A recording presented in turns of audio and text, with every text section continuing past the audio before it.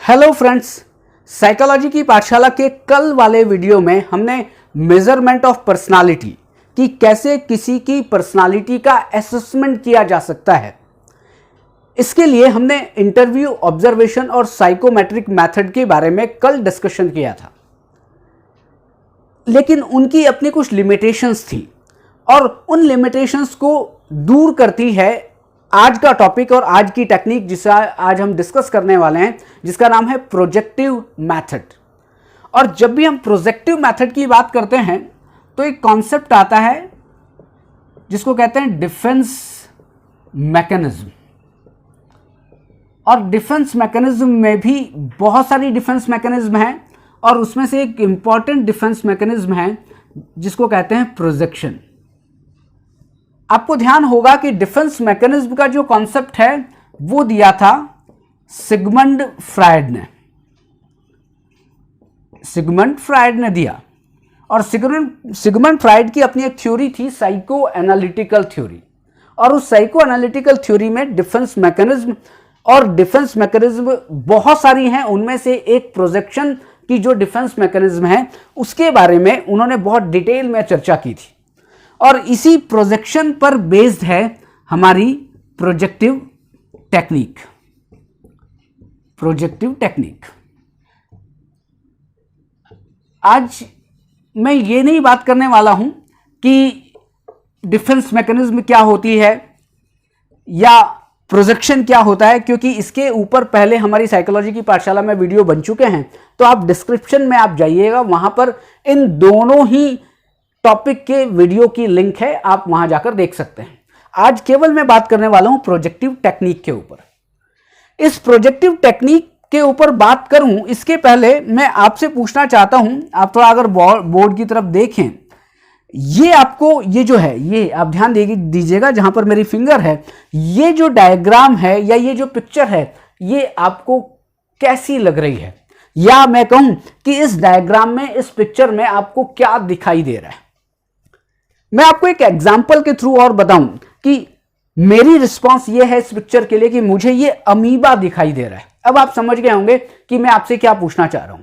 मैं आपसे ये पूछना चाह रहा हूं कि इस पिक्चर में आपको क्या दिखाई दे रहा है। आप इस पिक्चर को थोड़ा डिस्क्राइब करके मुझे बताइए। आप इस पूरी पिक्चर को भी देख सकते हैं, किसी एक सिरे को भी देख सकते हैं, इसकी कुछ बाउंड्री को देख सकते हैं, किसी भी तरीके से कुछ देख के बताइए। कोई कहेगा साहब ये अमीबा हो सकता है, कोई कहेगा साहब ये बादल हो सकता है, कोई कहेगा साहब ये पानी हो सकता है, कोई कहेगा ये ब्लड हो सकता है। हो सकता है, ब्लड दिख नहीं रहा है, रेड कलर का दिख नहीं रहा है, लेकिन हो सकता है कोई कहे। आप इस पिक्चर को देख रहे हैं, आपको जो भी लगता हो कि इसमें क्या दिखाई दे रहा है, अधिक से अधिक रिस्पांस, मतलब एक नहीं, एक से अधिक, दो, 3, 4, 5, 6, 7, जितनी भी आपको रिस्पॉन्सेस देनी है आप कमेंट बॉक्स में जरूर लिखिएगा कि इस पिक्चर को देखकर क्या दिखाई दे रहा है। अब यहां से बात अब मैं शुरू करता हूं कि अभी आप देखिए इस पिक्चर में, क्या आपको ये पिक्चर समझ में आ रही है? डायरेक्टली मैं देखता हूं तो मुझे अलग तरीके से समझ में आती है, आप देखते हैं अलग तरीके से समझ में आती है, दूसरा व्यक्ति देखेगा उसको अलग तरीके से समझ में आएगी।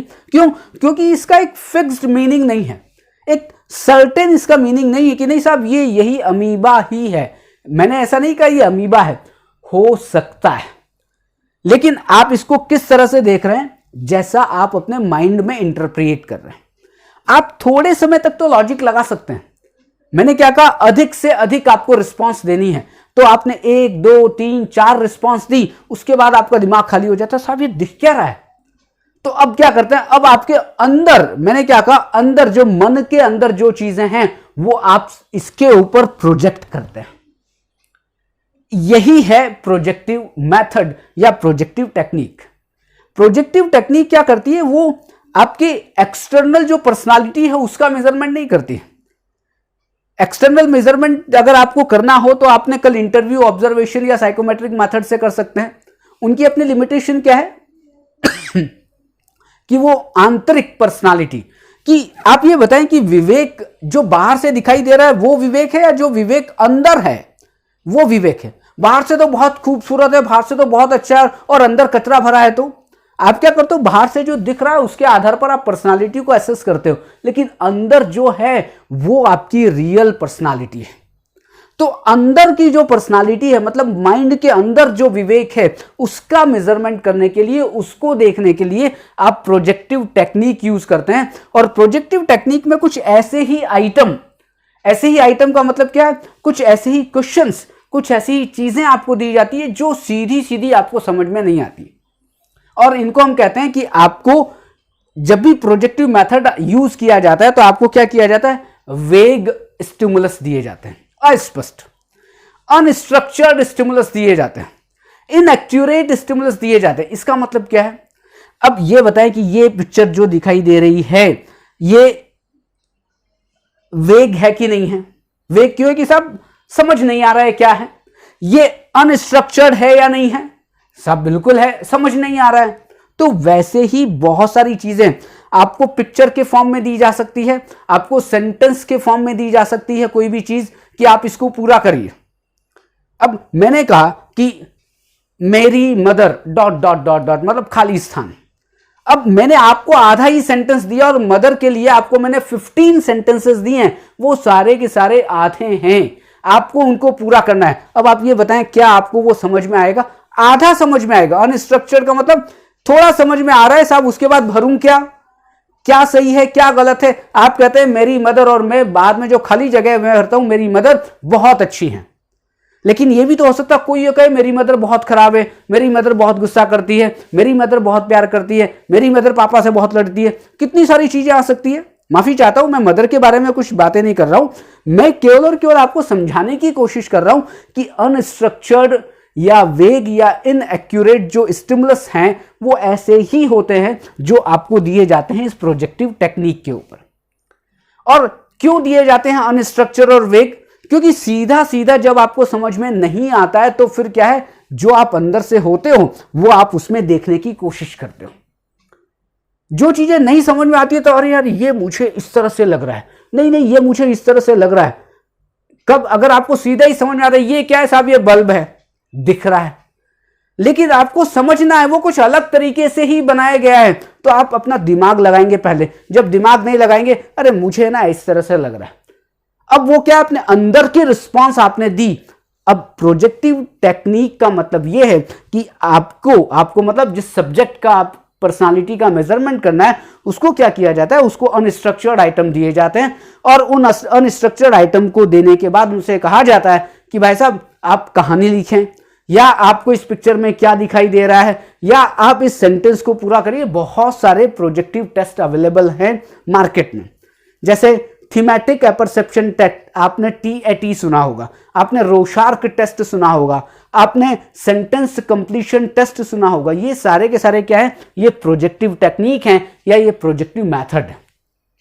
और प्रोजेक्टिव मेथड आपके अनकॉन्शियस माइंड पर काम करती है। अनकॉन्शियस माइंड से जब आपको चीजों को निकलवाना हो, या मैं कहूं कि अंदर की चीजों को बाहर निकलवाना हो, तब आपको प्रोजेक्टिव टेक्निक या प्रोजेक्टिव मेथड आपको यूज करना है। यह डिपेंड करता है उस डॉक्टर के ऊपर या जो मेजरमेंट कर रहा है उसके ऊपर कि वो TAT से उसका मेजरमेंट पर्सनालिटी का करेगा, या रोशार्क से करेगा, या सेंटेंस कंप्लीशन टेस्ट से करेगा, या किसी और दूसरे प्रोजेक्टिव टेस्ट से करेगा। ये डिपेंड करता है उस आदमी के ऊपर जो कि टेस्ट कर रहा है या जो किसी की पर्सनालिटी का मेजरमेंट कर रहा है। लेकिन प्रोजेक्टिव मेथड का मतलब केवल इतना ही है कि जब अंदर की बातों को बाहर निकलवाने के लिए या आंतरिक पर्सनालिटी को जांचने के लिए, देखने के लिए आप प्रोजेक्टिव टेक्निक या प्रोजेक्टिव मेथड को आप यूज करते हैं। तो TAT जो मैंने अभी आपको नाम लिए, इनके बारे में हम अलग अलग वीडियो में बात करेंगे, क्योंकि वीडियो लंबा ना हो जाए। केवल एक छोटा सा वीडियो था प्रोजेक्टिव मेथड के ऊपर, या जिसको आप हिंदी में कहते हैं प्रक्षेपी विधि। प्रक्षेपी विधि। अब बाद में हम बात करेंगे कि प्रोजेक्टिव टेक्निक्स कौन कौन सी होती हैं। तो आप इस वीडियो को शेयर करिए, आप इस चैनल को सब्सक्राइब करिए, और इस वीडियो को लाइक करना बिल्कुल मत भूलिए। Thank you very much.